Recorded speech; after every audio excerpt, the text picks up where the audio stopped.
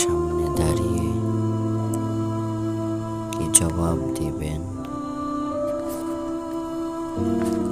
এখনই না হয় প্রস্তুত করে রাখুন, নইলে যে কিয়ামতে অবস্থা হবে করুণ। গাজাবাসীর আর্তনাদ আর তার ফরিয়াদ ফিরিয়ে দিতে পারেন না রব্বুল ইজ্জত। কি দোষ ছিল শিশুটির? কি ছিল তার অপরাধ?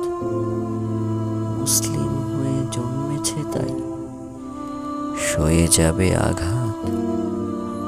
বিলাসিতার উদাসীনতায় ভুলে গেলে নাকি শপথ, মোরা সকলে এক উম্মাহ, নাই কোনো ভেদাভেদ।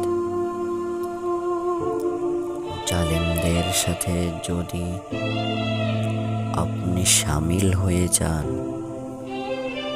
মনে রাখবেন হতেও পারে ঠিকানা জাহান্নাম।